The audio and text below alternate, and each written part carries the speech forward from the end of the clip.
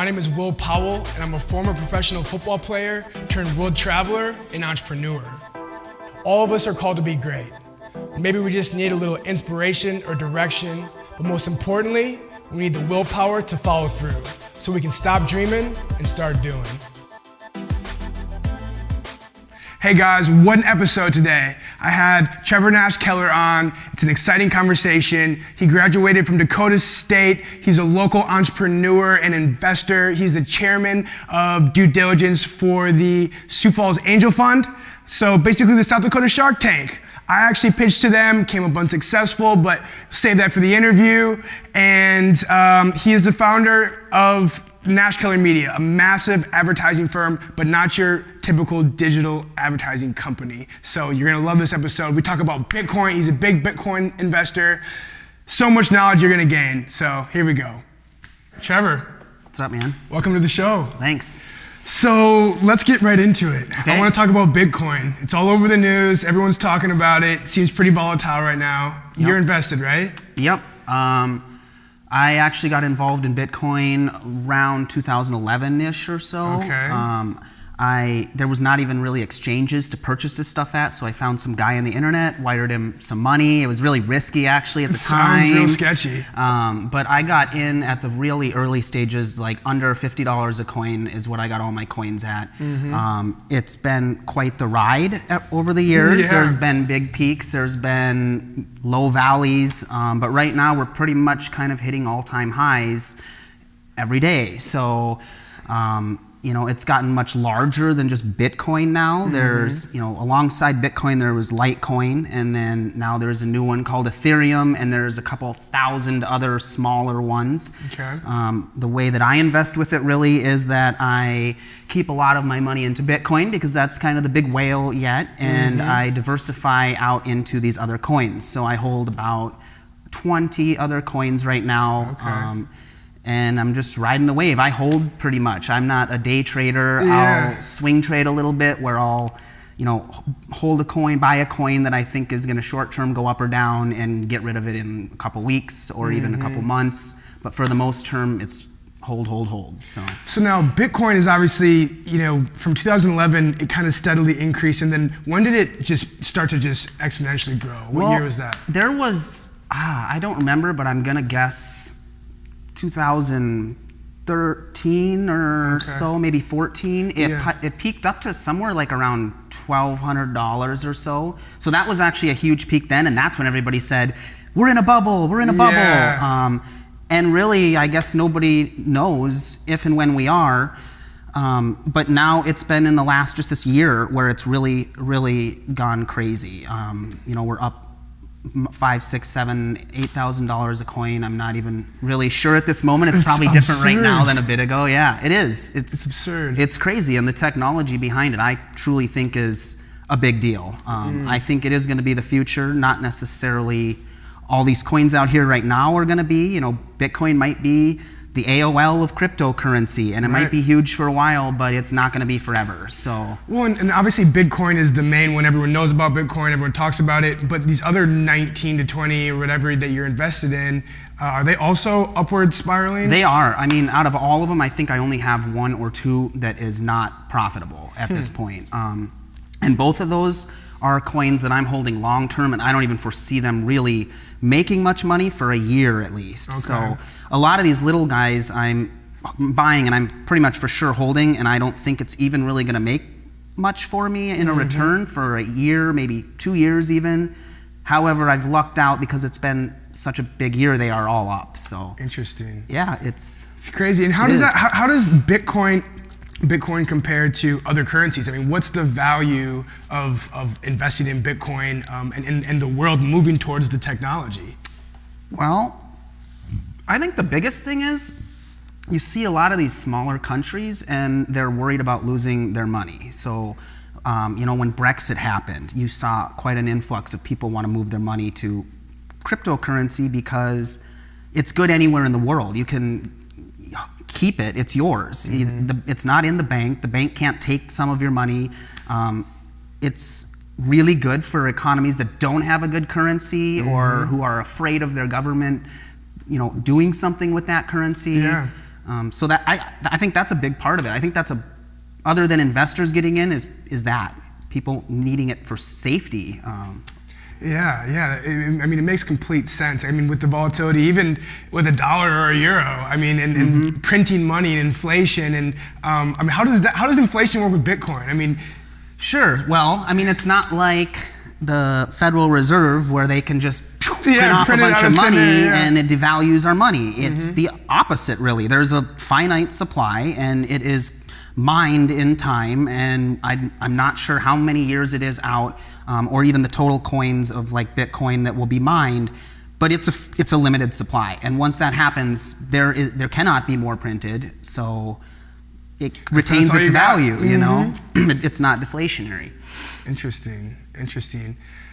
So then let's go back to when you initially got into it. Now let's talk about you buying the machine and buying the technology and building your own printer? Miners. Yep, okay, they're called miners, because I had no idea when you were talking to me about that, and I'm fascinated. So talk about how you mine coins. Sure. There's actually multiple different ways. So when this started, people were just using their regular old computers, using the processor on it to mine these coins. You just open up a software and it is running, figuring out, an algorithm to like a math problem, and as it figures out this algorithm, it turns it into a coin. It's kind of hard to relay from a technical standpoint to maybe something a little easier to understand, but it's a software running on a computer, more or less.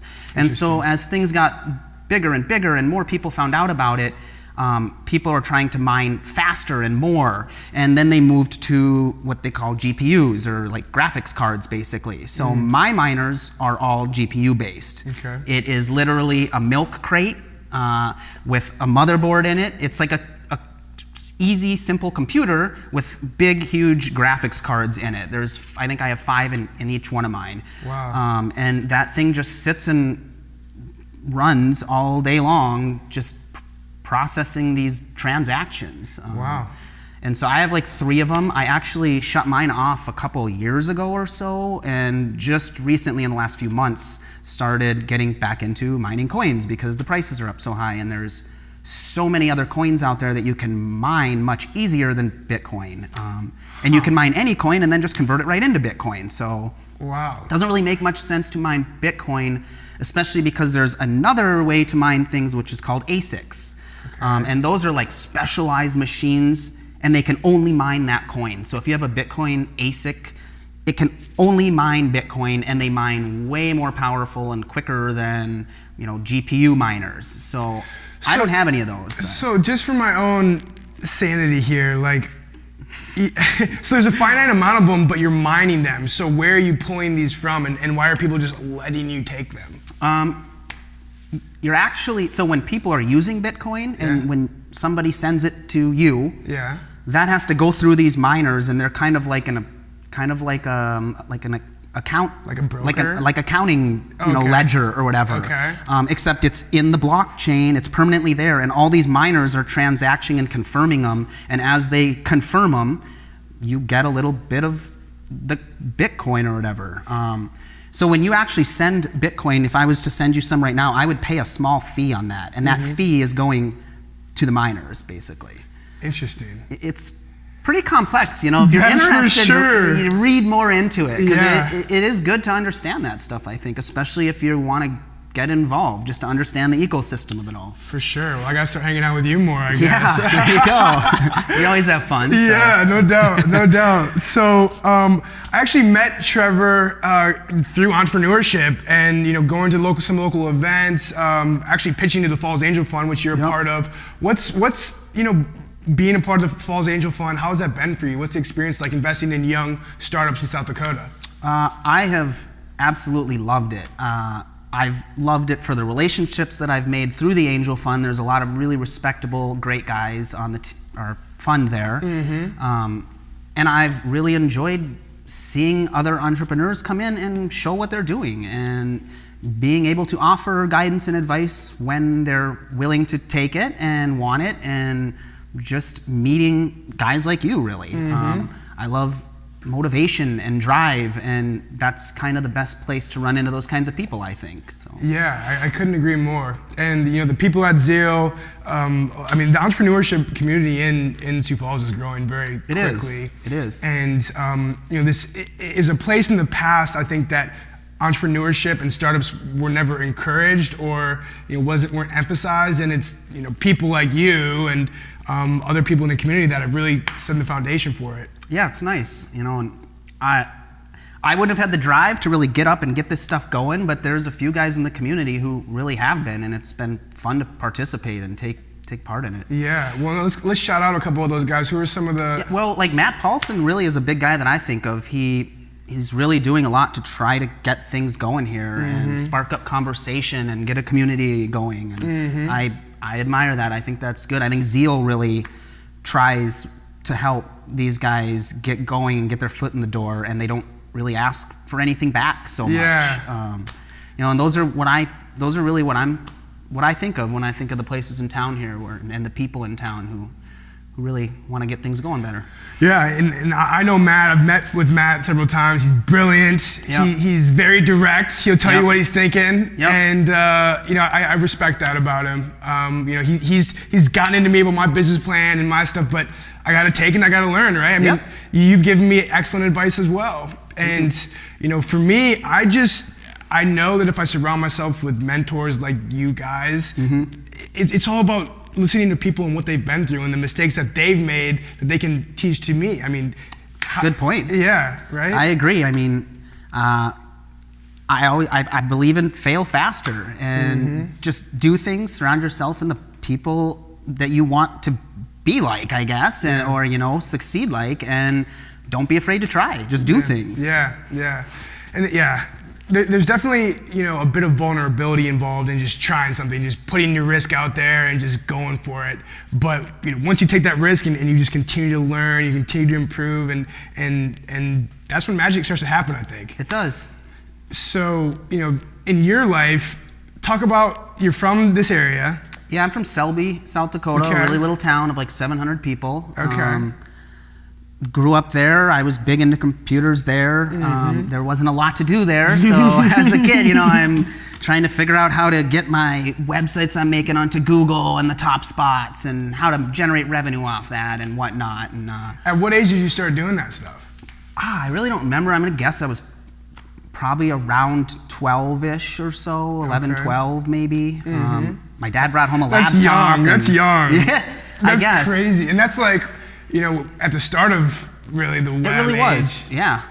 It was kind of the start of the internet too. Like we had a dial-up modem that you'd have that screechy noise every time you dialed in, and our phone line was always busy because I was always on the internet. And man, I don't even remember those days. It honestly. was awesome. It was a whole different world, and it was like being in the wild, wild west, which is kind of like the cryptocurrency stuff again, I think. Yeah. Interesting. So then you went from Selby to Dakota State. Yep, I went to Dakota State. I started with computer science, and I ended up changing my degree to computer security and e-commerce. So I was kind of in that e-commerce area in college there, and pretty much right out of college, I started Nash-Keller Media then. Okay. I knew that I wanted the freedom of doing my own thing, and there was really nowhere out there at the time doing any of this digital marketing or online marketing, and I decided to jump all in on it, I guess. Well, and now it's the beast of... Now it's great. Now it's great. Yeah. What was it like though, initially, because right out of college you didn't start Nash-Keller Media, did you? Didn't you have a couple of jobs in between? I had one job. So before I graduated college, I was a head system admin at a credit card company here in town, and I did that for about 6 months, maybe 6 to 9 months, and just realized that wasn't for me. And that's when I moved away and started Nash-Keller Media. I know now we have local clients around here a bit, but in the beginning my focus was never on that. It was on driving traffic to places. I love to move traffic around online to where I want it to be. And so I started off with affiliate marketing, and that's a way for me to go and work with really large companies anywhere in the world. You don't even really deal with people. It's all just digital. So we're buying traffic and sending it to these people and getting paid a commission per sale or lead or download of a game or whatever the objective is to accomplish.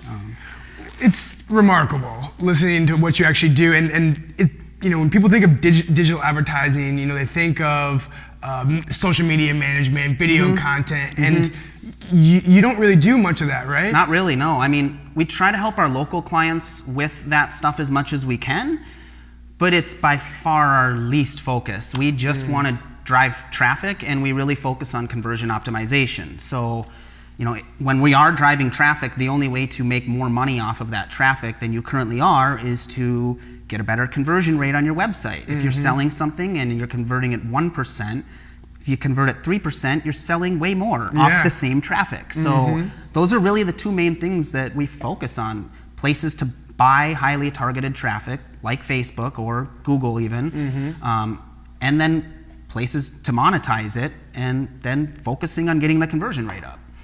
So let's break this down. So let's just say I'm some massive company. I don't even know what to say. I'm Jaguar. Who owns Jaguar? I don't know. Okay, Jaguar. All right. So so basically, I want to drive traffic to my website so people buy cars. So how does that work? Like, do you work through a broker, or what is that process? Yeah. Like? So first of all, selling cars is probably not what we're going to be doing. Give me a better example. Sure, like eHarmony then. eHarmony. There you go. eHarmony. The dating app, if you're not familiar. Yep. So like eHarmony, for example, they deal with a company that is kind of like a broker company.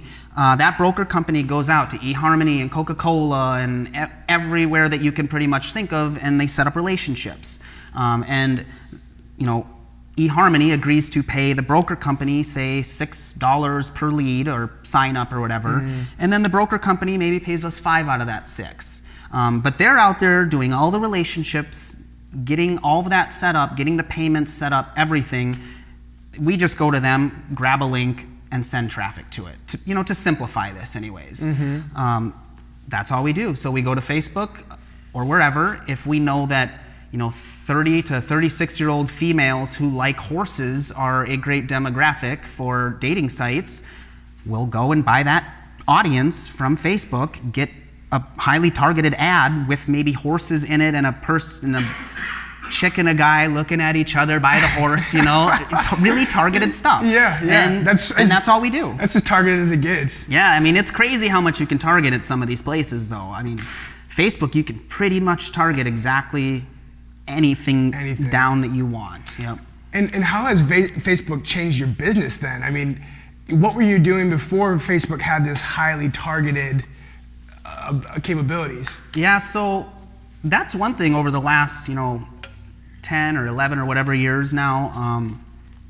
It's never the same thing forever. There's definitely pivot points. In the beginning we did a lot with Google search, and at a certain point Google search kind of became inflated in costs and very restrictive on certain things that they'll even let you advertise.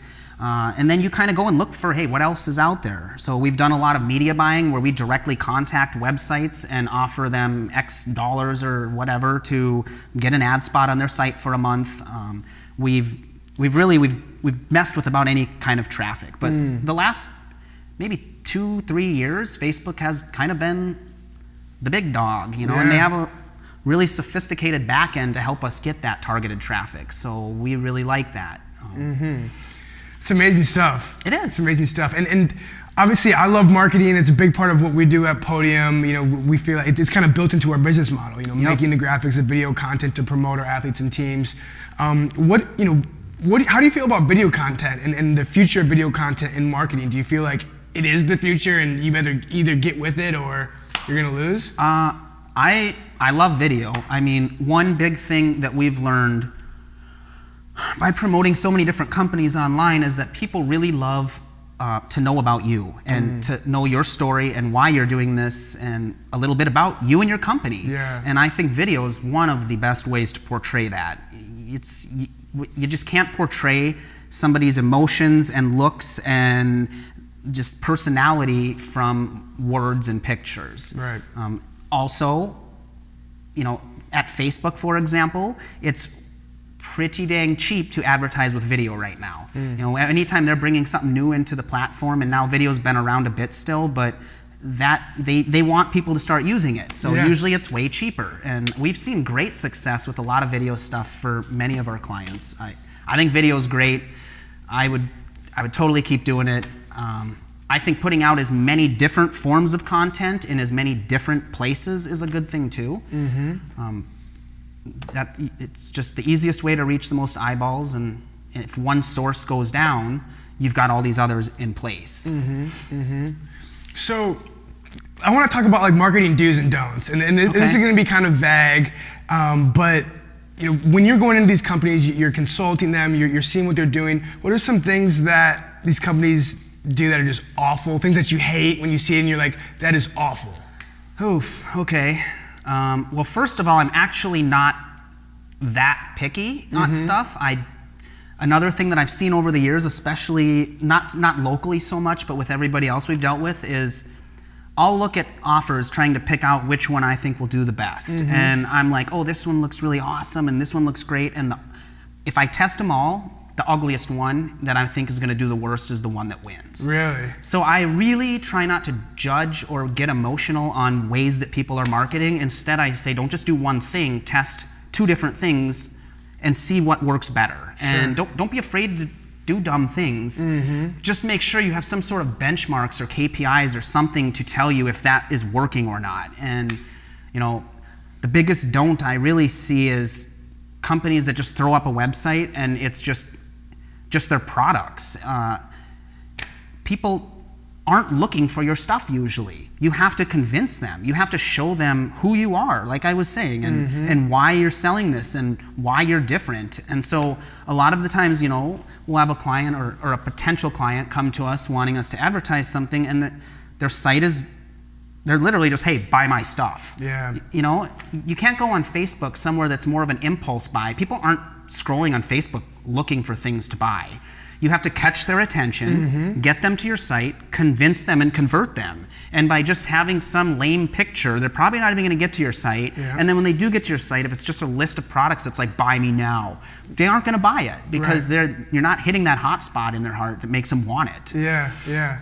And what is the bread and butter of the conversion? Because I think a lot of times people drive a lot of traffic, but getting them to buy is a whole nother story. It's something that we face a lot, even in the current business that I'm in. So what is your advice for how to pretty up that page? Or really it's just in the product at the end of the day. But yeah, a lot of it is, I think making things as easy as humanly possible on your flow of your site is a good thing. If there's anything at all that can be messed up, with the user going through the flow, they're going to get off track if there's a way to, or they're going to click the wrong thing. So like a lot of our stuff, we have one goal per page, only one goal, only one way out, one link, just one thing they can do. Then they can't mess up or get off track. And so I think keeping things really simple and fluid, focusing on your funnel or whatever, I think that's a really smart way to approach things. Absolutely. And I didn't really have any conception of this when I started my business, and one of my other mentors, his name's Arnie, he really introduced the sales funnel to me. He's like, if you're driving a bunch of traffic to your website, you're getting the people in the funnel, but if they're getting there and they're not buying, then stop paying so much money here because you got to fix this kink down here first. That's exactly right. You can't just keep flooding more traffic in. You got to fix the actual problem. Exactly. And the flow of the website, the design of the website is so easy to overlook sometimes. Like it is. You just want to go, but it's like, wait a minute, maybe they're just not buying because we're not putting it in front of them. We're not actually, and even things like checking out, the technical standpoints of the site. It could be, we've found things like this many times where maybe there's a bug in the Safari browser on Mac that is making your order button not show up right or not clickable. It's always worth checking different OSs and browsers and things such as that. There's tools out there that can even roll through and check it for you, but things like that, even thinking be a little bit further than just just the actual look of the site. There can be technical problems, and keeping an eye on that stuff and knowing how to spot it is also a really good thing. Yeah, definitely. Now, at Nash-Keller Media, it's not just you. Right. How have you grown your team, and how big is it now? Well, we have been around 5 people-ish for a while now. Okay. When I first started, I had 1 person, and I had only 1 person for up until 2 years ago, I think. Okay. We prefer a small team, actually. I've tried a little bit of a bigger team, and I kind of prefer having a really small, close team. It's nice to feel more like a family than just this is a job, I guess. Yeah. So right now our goal really is to keep it small if we can. I don't know if we can, but it's kind of the goal. Right. Just depends where things go. And how important is the hiring process for you? I mean, if you have a close-knit family of people that you're dealing with daily, Yep. How important is it to have some people you like to work with? And you're working remotely most of the time, so you got to trust that these people have the discipline to get up and get what they need to get done. Yep. Right? Yep. So it's a great question. That is one of the largest deciding factors for us. So everybody that comes on now, as of now, starts as an intern. Mm-hmm. And after 3 months, if they show that they get along great with the team, if they have drive and motivation, that's a big one. I don't want to have to be telling people what to do. I want them coming to me going, dude, look what I learned, and teaching me. Yeah. And that's kind of what I look for and what everybody on the team wants, are self-driven people. We do all work remotely pretty much. We don't have set times that we really even work, as long as everybody is getting done what needs to be done. Mm-hmm. That's really the most important factor to us. So it goes along with the freedom part of things. Right. I want freedom, so I also don't really care if these guys are in an office 8 to 5 or whatever. I want them happy, and I want them motivated and getting things done. Exactly.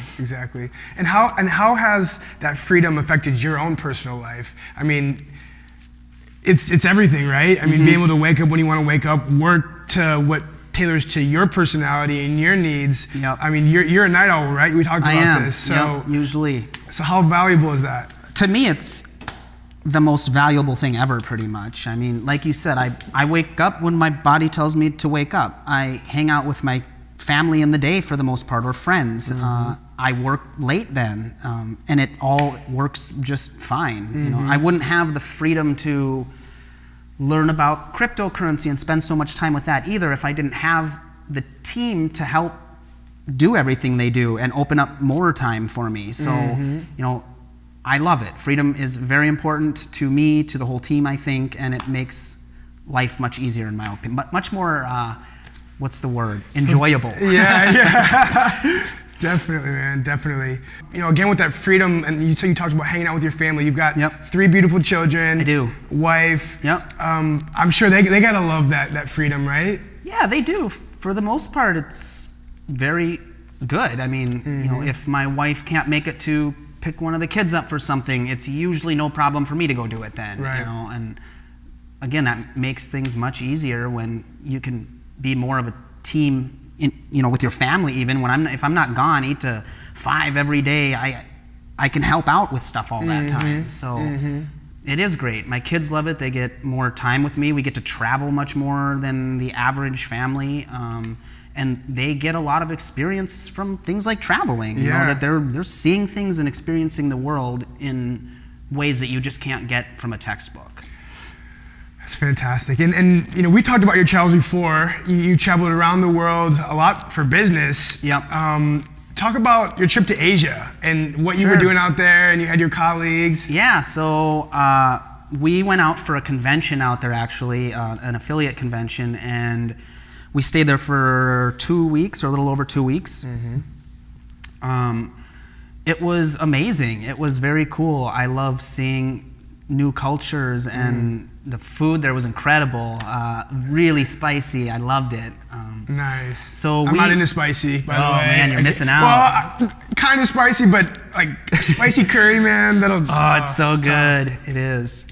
So yeah, we were in Bangkok for like a week for that, and then we stayed another week, and we flew to some little island and stayed on a resort there for a week, and just kind of checked out. You ever seen the movie The Beach with Leonardo DiCaprio? I don't think I have. Oh, I gotta check watch it out. that. Yeah, we went to that beach. Nice. We rented like a private boat. So everything is super cheap there too. Is it? I mean, we rented like a private jet boat thingy, and I don't remember what it was, but you're talking maybe like $100 for a whole day or something. What? So and with a driver and everything, and so they just took us all around to different islands, like the James Bond island. Wow.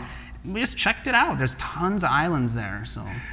And how long was the convention, and how many days were you actually at the convention? The convention was like 3 days long or so. Okay. So we, and really, when we go to conventions anymore, a lot of actually being in the convention is seeing the same companies that you've already talked to.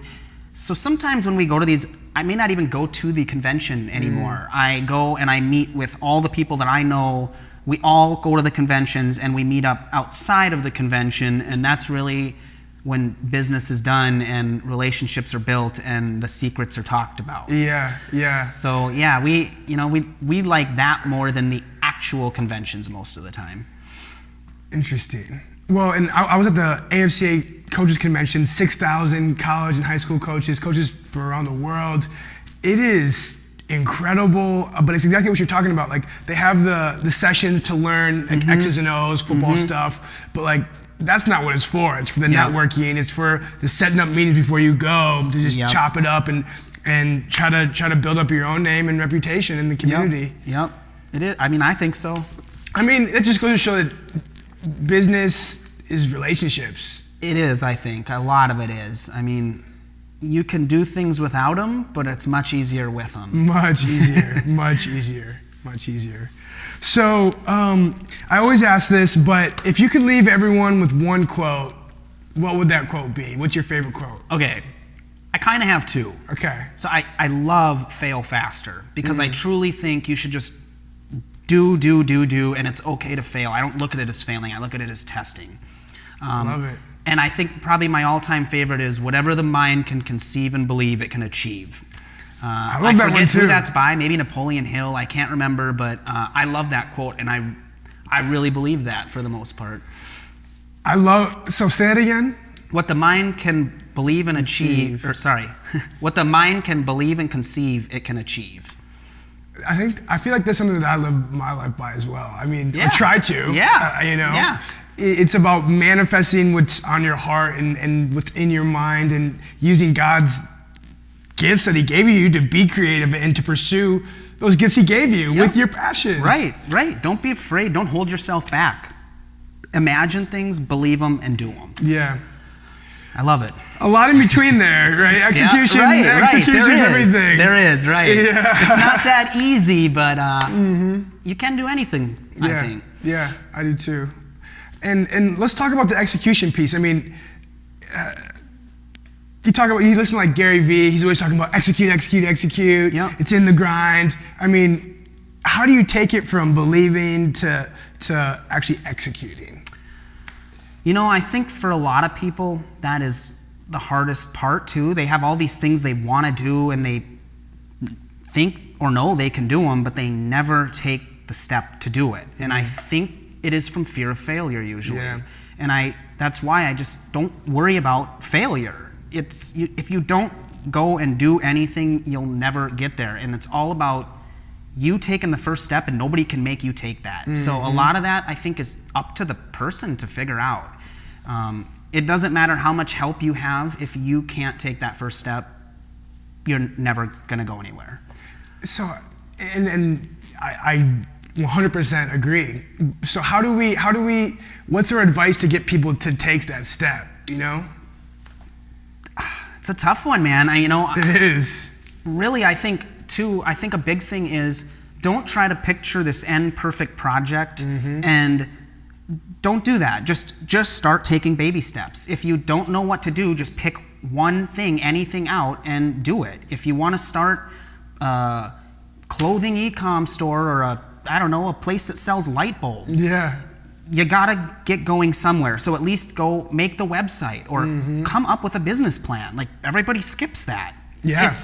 I did when I started, but that is an important step. And you can always go back and look at that and remind yourself what your goals are, where you want to be, and refresh yourself with that. And just don't try to set up the perfect business and achieve that. Just pick anything out. Like, my first business, and I have Nash-Keller Media, and I've been doing this for a long time, but one of my first things was a health supplement, and that is not what I wanted to do, but I was driving traffic to a health supplement for someone else. It was highly profitable, and I thought, why don't I try to do this? So I contacted a lab somewhere, had them come up with a formula, had that produced, shipped to a factory or a fulfillment center. And none of this was what I wanted to do. It was to learn. It was just to learn and learn all the different aspects of what I do. Like, it's very helpful for me if I'm driving traffic to a company, it's very helpful if I know how all of their stuff works and how all that works. I know the margins that they're taking on me, and I can negotiate that down more. Like, if you know all the parts of the game, it's much easier. So you don't have to do things with the end goal of, like, this is going to be my business that makes me all this money. It should be for learning, kind of, and just getting going. You can do anything. Pick something out you don't care about, so if you fail with it, it doesn't matter. It's just something to learn with and get going with, to learn how to run a business. That was amazing. And that was a tough question. So it's a tough question. It's a tough question, but I think that as a person, who's just anxious to get that leap, sometimes that leap, I think, can paralyze people too. It causes people to go in depression because they want to so bad, and they know that their life will be so much better if they just go, but they're stuck. But they just can't. I know. I wish I had better advice for that. Same. Well, and it's not being afraid of, it's understanding that whatever you're afraid of isn't that bad. Right? So when you fail, like, okay, what's your life look like? You may not have a bunch of money. You may actually look kind of funny in front of your friends. But it's like, how bad actually is that? Nobody's going to remember that in 2 weeks. No. So just don't be fearful. Don't fear failing. Wow. I love it. Well, Trevor. You're going to be on again, so this is awesome. I appreciate you being on. Thanks for having me. It was fun. Awesome. Well, until next time, my friends, peace.